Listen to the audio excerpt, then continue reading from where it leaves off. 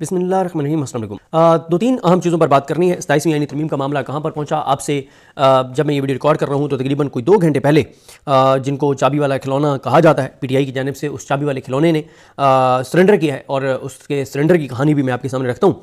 Overall पहले 27वीं आईनी तरमीम पर बात कर लेते हैं। 27वीं आईनी तरमीम आज सेनेट में उसको पेश किया जाएगा, सेनेट के बाद कौमी असम्बली में पेश किया जाएगा, उसके बाद एक कमेटी बनाई जाएगी और 14 या 15 नवंबर से पहले पहले इस आईनी तरमीम को पास करवा लिया जाएगा।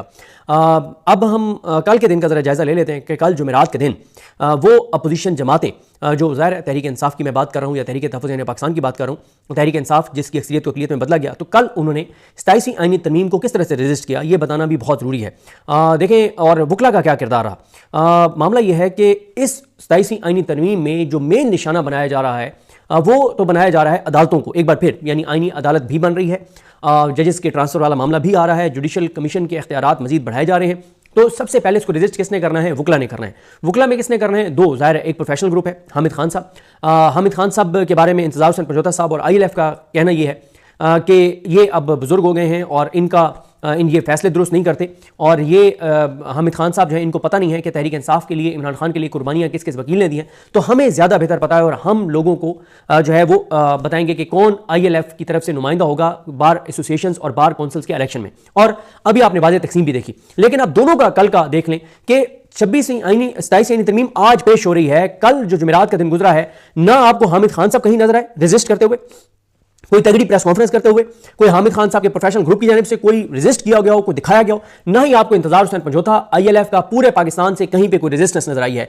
तो ये है इमरान खान के वो लोग जिन पे इमरान खान ने एतमाद किया है, जिनको एक को सेनेटर बना दिया हामिद खान साहब को, और आज तक सेनेट के अंदर उनका कोई हमें किरदार नजर नहीं आता कि उन्होंने कोई किरदार अदा किया हो। और उन्होंने इख्तिलाफात को भी खत्म करने की कोशिश नहीं की कि अभी बार कौंसल्स के इलेक्शन में हामिद खान साहब और इंतजार हुसैन पंजोता साहब एक साथ बैठ जाते और बैठ के इख्तिलाफात दूर करते। अगर इख्तिलाफात दूर कर लेते तो अभी भी इनके दोनों को बड़ी कामयाबी मिली है। और इस वक्त बड़ी जो खबरें, जो इल्ज़ामात आ रहे हैं कि फॉर्म 47 पर कुछ लोगों को जितवाकर और अक्सरियत बनाने की कोशिश की जा रही है पंजाब में।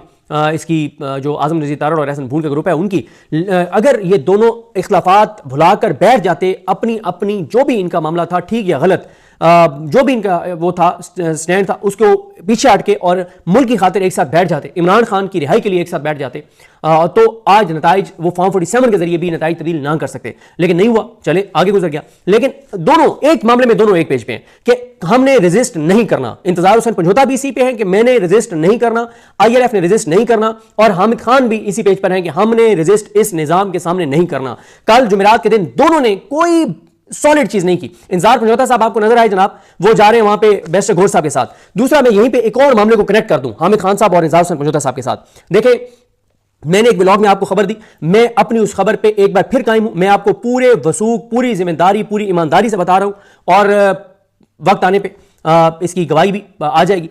इमरान खान साहब ने अपने MNAs MPAs के ऊपर उनकी कारकर्दगी पर इजहार अदम इत्मीनान किया है, इजहार नाराज़गी किया है, और अपने वकला पर भी इजहार नाराज़गी किया है कि मेरे केसेस अदालतों से लगवाने के लिए मेरी पार्टी और मेरे वकला कोई सॉलिड किरदार अदा नहीं कर रहे।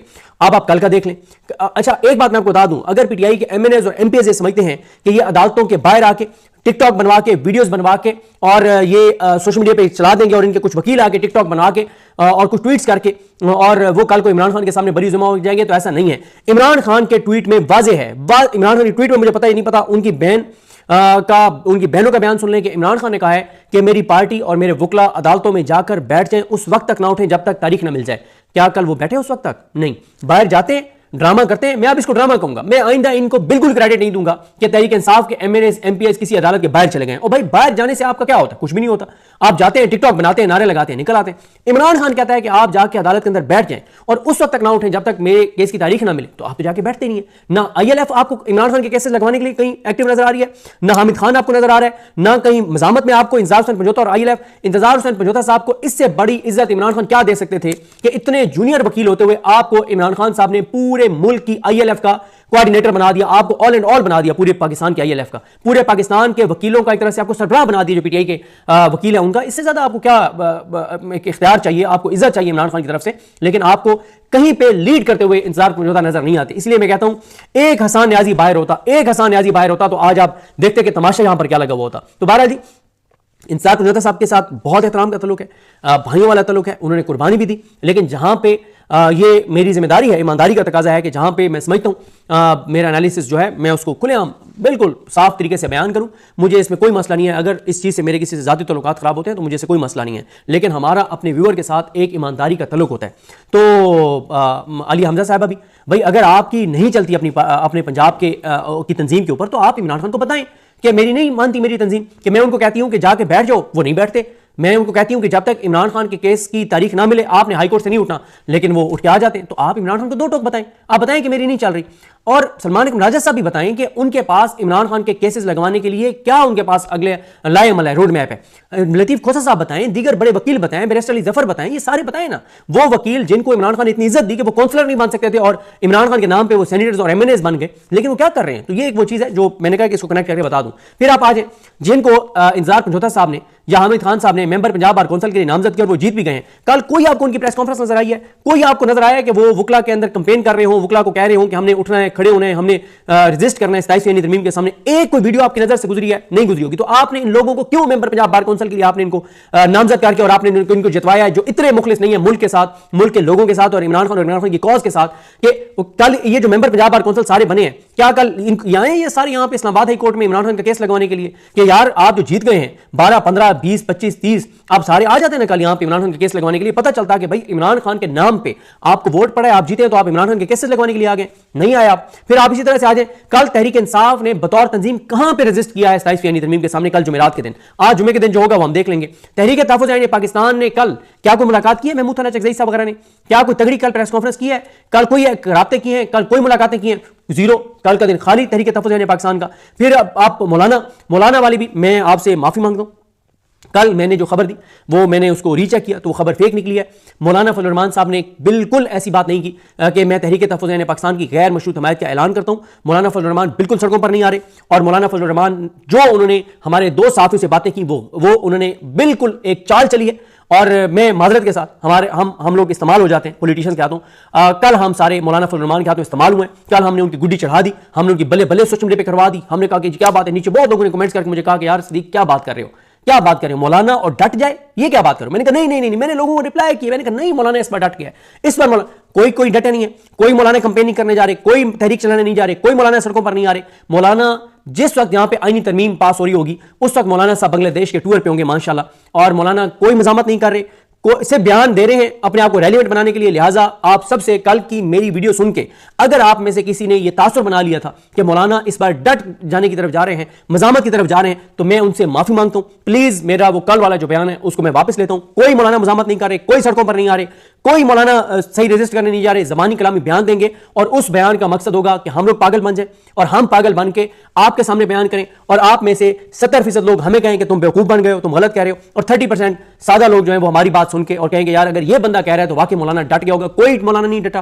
कोई मौलाना मजामत नहीं कर रहा, सिर्फ ड्रामे मौलाना का, सिर्फ फनकारी है, सिर्फ अदाकारी है, सिर्फ बयान है, सिर्फ अपनी वो कीमत बढ़वा रहे हैं, सिर्फ अपने आप को रेलिवेंट बना रहे हैं, सिर्फ वो यही चाहते हैं कि जैसे आप सारे उनके दर पे जाएं, खबरें चलें, वीडियोस, और ये इससे ज्यादा कुछ नहीं है। मैं आज आपको बता रहा हूं मौलाना सड़कों पर नहीं आएगा, नहीं आएगा, नहीं आएगा, मजामत नहीं करेगा, और आइंदा मौलाना जब तक सड़कों पर आ नहीं जाएगा, जब तक मौलाना सड़क पे निकल नहीं आएगा, तब तक मैं आपसे माफी मांगता हूं और मैं आपसे ये मैं वादा करता हूं मौलाना जितने बड़े बयान दे देगा, जितना खौफनाक बयान दे देगा, मैं सबसे पहला वो बंदा हूंगा जो आगे कहूंगा कि ये ड्रामे कर रहे हैं, ये झूठ बोल रहे हैं, गलत बयानी कर रहे हैं, धोखा दे रहे हैं, फ्रॉड कर रहे हैं, इस्तेमाल कर रहे हैं लोगों को, और ये सिर्फ मौलाना के बयान है।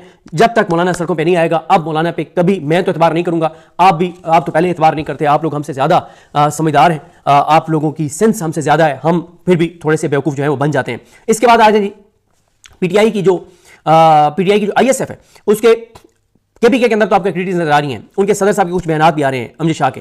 पंजाब में, सिंध में, बलोचिस्तान में, एजेके में, जीबी में आपको पीटीआई की आईएसएफ जो स्टूडेंट विंग है इस वक्त यूथ आईएसएफ मेन है, लेकिन आपको स्टूडेंट्स की एक्टिविटीज सिवाय केपीके, वहां की हुकूमत है, वहां की वैसे ही वहां की तंजीम एक्टिव है, जो मुशर्रफ हैं, जो वहां के सदर हैं केपीके के, वो खुद बहुत एक्टिव हैं, उनके लोग बहुत एक्टिव हैं। लेकिन सवाल यह है कि जो वैसे मुझे पहले आपसे सवाल करना चाहिए था कि आप में से कितने लोग आईएसएफ के मरकजी सदर को जानते हैं, मतलब वो इतने भी उन्होंने अपनी वो नहीं बनाई कि इस वक्त स्टूडेंट्स मेन है कि उनका, चले अगला मैं नाम नहीं बताता, आप मुझे बता दें क्या आप में से किसी को यूथ के मरकजी सदर का नाम पता है? पीटीआई की जो यूथ है इस वक्त इमरान खान की मेन स्ट्रेंथ यूथ है, स्टूडेंट्स हैं। क्या आपको पीटीआई का जो यूथ विंग है, इमरान खान के जो मेन जो स्ट्रेंथ है यूथ, उनके मरकजी सदर का आपको नाम पता है? उनके मरकजी सेक्रेटरी जनरल का आपको नाम पता है? उनके पंजाब के सदर का आपको नाम पता है? आप मुझे पीटीआई की यूथ के 10 लोगों के नाम आप मुझे कमेंट्स में बता सकते हैं कि ये उनके उहदेदार हैं 10?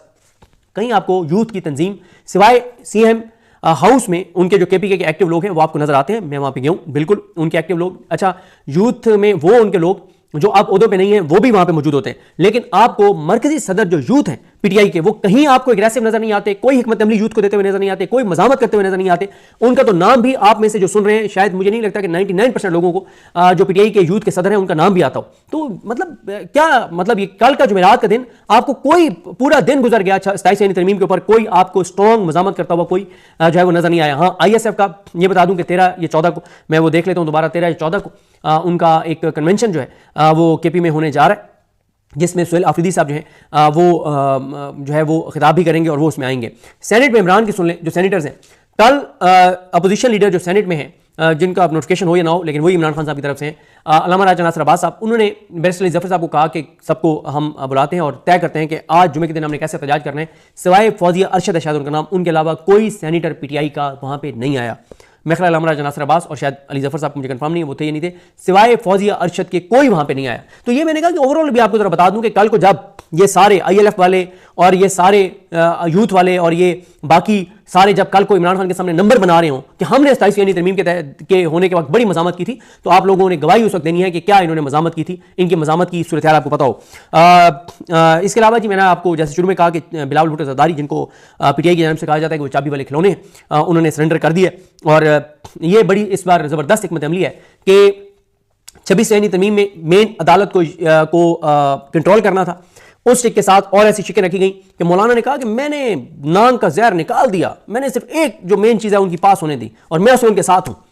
मेन चीज़ ही वही थी जो उन्होंने पास करवानी थी, बाकी तो सब ड्रामा था, बाकी तो सब फेस सेविंग देनी थी मौलाना को और बाकियों को। उसके बाद आप आ जाए 27 आईनी तरमीम। 27 आईनी तरमीम में मेन आर्टिकल है 243, उसका ड्राफ्ट भी नहीं है पीपल्स पार्टी के पास, बिलावल के पास उसकी तफसीलात भी नहीं है, लेकिन बिलावल की CEC ने कहा हमने सिर्फ आर्टिकल 243 की मंजूरी दी है CC ने कि हम 243 में आप कर लें, लेकिन नहीं 18वीं तरमीम नहीं वापस होने देंगे, नहीं ये NFC के ऊपर कोई अच्छा NFC के ऊपर भी एक ड्रामा होने जा रहा है। NFC को नहीं छेड़ा जाएगा लेकिन कुछ और चीज़ ऐसी की जाएंगी कि वो NFC को छेड़ने के ही मुतरादिफ होगा। बिलावल ने कहा जी मैंने CC का इजलास किया हमने और मेरी CC ने कहा कि हम जी NFC वाले मामले को मुस्तरद करते हैं, किसी तरह नहीं होने देंगे।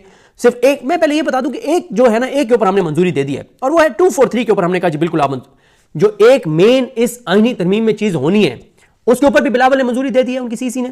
जो आईनी अदालत बने उस पर भी इतफाक हो गया CC का, लेकिन एक बात उन्होंने कहा, एक बात हमने कहा है कि हम ये नहीं होने देंगे कि सूबों के बराबर उसमें वो ना हो, क्या कहते हैं, सूबों की बराबर जो है वो नुमाइंदगी ना हो आईनी अदालत में।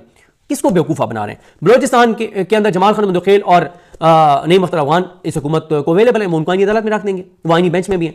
बलोचिस्तान KPK से उनके पास मुसरत हिलाली और भी पता नहीं जो भी हैं, उधर भी उनके पास पूरे कोई उनको मसला नहीं है।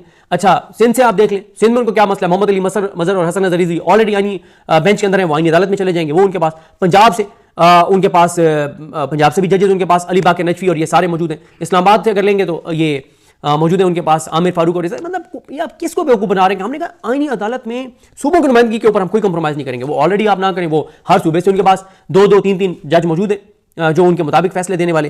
तो इसके अलावा जी बिलावल भुट्टो जरदारी ने कहा है कि कल भी इजलास जारी रहेगा और बाकी जी कल शहबाज शरीफ साहब, कल मैं देख भी रहा था किसी का कि यार ये कैसे लोगों को बेवकूफ़ बनाते हैं, कि कल बताया गया कि शहबाज शरीफ ने जी 9 जमातों से मुलाकात की, बाप पार्टी से की, MQM से की, नून काफ लीग से की, IPP से की, उनको एतमाद में लिया, मुशावरत मुकम्मल भी हो गई शहबाज शरीफ से मुलाकातों में।